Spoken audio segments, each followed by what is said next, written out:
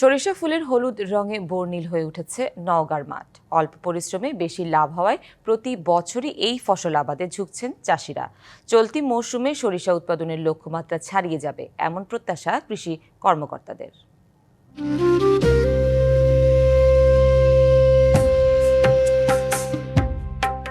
পাখির চোখে হলুদের রাজ্য, যেন হলুদ গালিচা বিছানো মাঠ আর মাঠ। বিস্তীর্ণ প্রান্তর সরিষা ফুলের সমারোহ, বাতাসে মৌ মৌ ঘ্রাণ। এই দৃশ্য এখন পুরো নওগাঁ জেলা জুড়েই।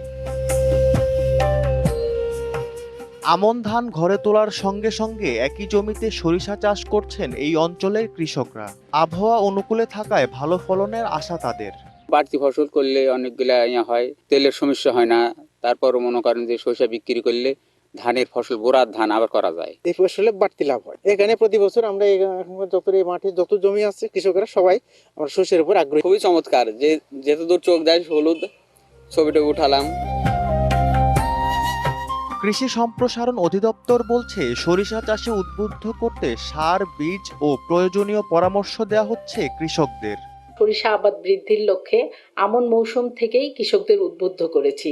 মাঠ পর্যায়ে কৃষকরা যাতে দুই ধানের মাঝখানে সরিষা করে সে ব্যাপারে পরামর্শ দেওয়া হয়েছে। এবছর জেলায় ৫৬,৮০০ হেক্টর জমিতে সরিষার আবাদ হয়েছে। সব মিলিয়ে সরিষা চাষে আর্থিকভাবে লাভবান হওয়ার স্বপ্ন দেখছেন নওগাঁর কৃষক।